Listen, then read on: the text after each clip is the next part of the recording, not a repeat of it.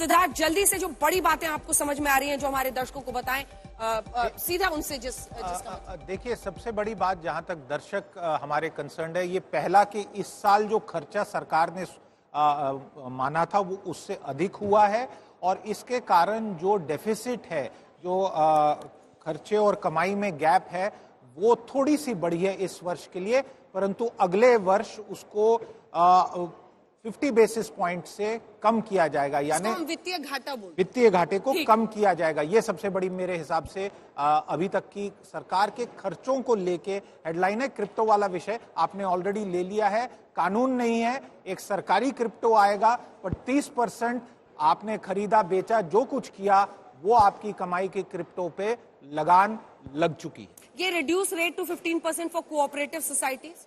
अमित शाह जी ने एक नया मंत्रालय संभाला है और उस कार्यभार के तहत एक अच्छा सुधार हुआ है, क्योंकि कोऑपरेटिव सोसाइटी से लाखों लोगों को एक प्रकार से सरोकार है। लाखों लोगों को सरोकार है। टैक्स के फ्रंट पे जो जो बदलाव किए गए हैं वो हम आपको एक एक करके बता रहे हैं। अब सस्ता महंगा पर आ जाएं तो इलेक्ट्रॉनिक्स में जो ये कटौती हुई है, इससे क्या फर्क पड़ेगा? जब ये ड्यूटी कंसेशंस की बात कर रहे हैं इलेक्ट्रॉनिक गुड्स पे, और जेम्स एंड ज्वेलरीज पर कस्टम्स ड्यूटी में कट है 5% तक का, पॉलिश डायमंड्स पर, इमिटेशन ज्वेलरी इस पर क्या है? देखिए, आत्मनिर्भर भारत के तहत जो कुछ टिंकरिंग लगातार होती रही है कस्टम्स ड्यूटीज के साथ, ये उसी के ब्रॉडर परिप्रेक्ष्य में देखना चाहिए। इसका जमीनी हकीकत पे कोई प्राइस में रिडक्शन होगी ऐसा मैं अभी नहीं कह पाऊंगा, क्योंकि सप्लाई साइड इश्यूज के कारण हमने देखा है लगातार आइटम्स के दाम बढ़ते रहे हैं और सप्लाई की शॉर्टेज भी हो रही है काफी समय से। स्टार्टअप्स के लिए जो इंसेंटिव्स है सिद्धार्थ, उसका क्या अर्थ है? क्योंकि देखिए, बहुत बड़ी संख्या में स्टार्टअप का पैसा आया है। एक पहली बारी एक बड़ा नंबर बताया गया 5.5 लाख करोड़ का, और मेरे हिसाब से सबसे बड़ी अनाउंसमेंट ये थी स्टार्टअप्स के संबंध में कि एक टास्क फोर्स होगा, कमिटी गठित की जाएगी, जो सरकार का तरीका होता है एक स्टार्टअप्स के लिए शायद फ्रेमवर्क बनाने के लिए, क्योंकि स्टार्टअप्स का फ्रेमवर्क अभी बटा हुआ है और कई जगह पे काफी गैप्स है जिनको अब फिल करने का प्रयास हो सकता है। वन नेशन वन रजिस्ट्रेशन, क्या मतलब इसका? One nation one registration, again मैं मानूंगा कि जो ईज ऑफ डूइंग बिजनेस को लेके कई स्टेप्स लिए गए हैं, उसमें एक स्टेप है, इसकी फाइन प्रिंट डिटेलिंग देखनी पड़ेगी कि इसके आयाम क्या बनते हैं। Digital rupee to be rolled out by 2023, digital रुपया निकलेगा, सोचिए तो उसका क्या मतलब है? पहले बहुत बड़ा अनाउंसमेंट, कैसे लोगों की जिंदगी अफेक्ट होगी सिद्धार्थ? बहुत बड़ी अनाउंसमेंट है और मैं ये मानता हूं कि जो ये एक्सपेक्ट किया जा रहा था ये हकीकत हुई है। रिजर्व बैंक ऑफ इंडिया ने क्रिप्टो को लेके, प्राइवेट क्रिप्टो को लीगलाइज करने को लेके जो मना किया था, आज रिजर्व बैंक ऑफ इंडिया की जीत हुई है। सरकारी एक ब्लॉकचेन बेस्ड डिजिटल करेंसी आएगी, परंतु वो प्राइवेट क्रिप्टो की तरह रात में 50 और अगले दिन सुबह 5000 की नहीं होगी। इसलिए प्राइवेट क्रिप्टो को लेके मैं मानता हूं कि एक ये नेगेटिव डेवलपमेंट है, साथ में टैक्स है। इसलिए जैसे हम कहते रहे इंडिया टुडे समूह में, अंजना जी, इस चीज में पैसा दिखता है पर खतरा बहुत। सिद्धार्थ, ई पासपोर्ट्स आज जो पैसेंजर्स, एयर पैसेंजर्स हैं, उनको कंफ्यूज करके रख दिया सरकार ने। एक तरफ एटीएफ, एयर टर्बाइन फ्यूल, हवाई ईंधन की कीमतों में इजाफा हुआ है, दूसरी तरफ e passports will be rolled out.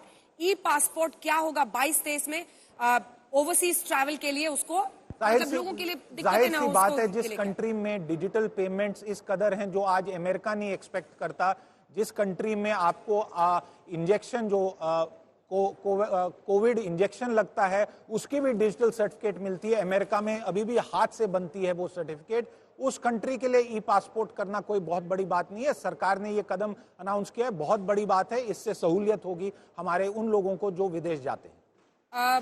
Total expenditure जैसा हमने कहा, क्या हम समझें कि ये जब 39.45 लाख करोड़ का ये एक्सपेंडिचर और फिस्कल डेफिसिट जिसकी हम लोग पहले भी बात करें, that is to be expected at 6.4%, इसका मोटे तौर पर व्यवस्था के क्या संकेत इससे मिलते हैं उसकी हेल्थ? मोटे तौर पे ये समझ लीजिए 2 साल से ज्यादा जो सरकार ने खर्चे बढ़ाए थे कोविड को लेके, अब उन खर्चों को कम करने की प्रक्रिया शुरू हो चुकी है। बहुत ज्यादा पूरे नलके को बंद नहीं किया गया है, बूंद बूंद भी नहीं, परंतु जो एक धारा प्रवाह था शायद उसको कुछ हद तक कम करने का ये सबसे बड़ा संकेत है। अगला बड़ा अनाउंसमेंट जिस पर मैं आपसे कमेंट चाहूंगी, 2020-22 से लेकर 23 में जो एलोकेशन है 1 लाख करोड़ का, कि राज्यों को सहायता दी जाए कि वो कैपिटलाइज कर सके इन्वेस्टमेंट को। 50 साल के interest free loans to states, funds to be provided for digitalisation of economy, reforms related to town planning schemes, जो ये पीएम गति शक्ति योजना है। 50 साल का इंटरेस्ट फ्री लोन टू राज्य स्टेट्स, इसका क्या मतलब है? देखिए, ये बजट 1 साल का बजट नहीं है, कई साल का बजट है और 25 साल की रेफरेंस वित्त मंत्री जी ने की थी। जहां तक स्टेट्स का सवाल है, आपने बड़ा एक इंपॉर्टेंट इशू उठाया है। इसमें बड़ी बात है कि स्टेट्स को लोन्स लेने में भी दिक्कत हुई है। हमने देखा कोविड पैंडेमिक के दौरान। स्टेट्स की इस पे क्या रिएक्शन होगी ये हम नहीं कह सकते हैं, पर बॉन्ड मार्केट में वहां पे रिएक्शन आ चुकी है। जिस दर पे, ब्याज दर पे सरकारें पैसा उठाती हैं, वो ब्याज दर इस बजट की अनाउंसमेंट के बाद थोड़ा सा बढ़ चुका है। 530 बिलियन डॉलर का, माफ कीजिएगा, टोटल बजट सरकार ने, मैं डॉलर टर्म्स में दे रहा हूं, रुपये टर्म्स में भी बता दूंगा थोड़ी देर में, 530 बिलियन डॉलर का बजट इस सरकार ने अभी दिया है। ये फास्ट राउंड है जो आप मेरे और सिद्धार्थ के बीच में देख रहे हैं, ताकि मैं एक एक अनाउंसमेंट पर जल्दी जल्दी आप लोगों की सरल भाषा में आप लोग समझ लें। सॉवरेन ग्रीन बॉन्ड्स क्या है सिद्धार्थ, और ये कार्बन इंटेंसिटी इकोनॉमी का घटाने का, इसका क्या मतलब है? ये ग्रीन बॉन्ड्स क्या हो गए? देखिए, पहले सेशन में जब आपसे चर्चा करते हुए 2-3 हमने बिंदु उठाए थे। कार्बन इकोनॉमी को लेके ये एक बड़ा कदम है।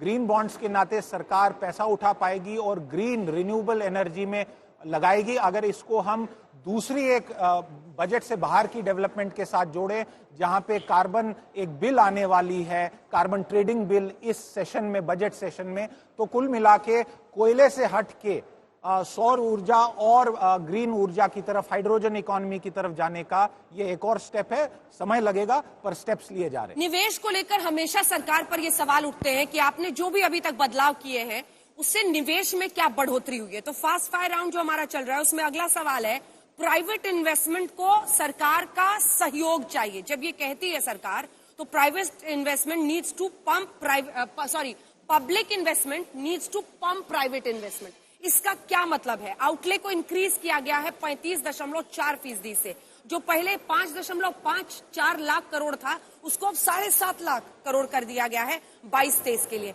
ये क्या है? काफी अच्छा स्टेप है और बहुत सरलता से अगर इसको समझे, अगर सरकार ये तय करती है कि 10,000 करोड़ का हाईवे बनाएंगे, हाईवे बनाने वाली सारी निजी कंपनियां हैं, वही निजी कंपनियां माल खरीदती हैं, स्टील, सीमेंट, बालू, रेता, और जॉब्स देती हैं, फॉर्मल और इनफॉर्मल जॉब्स।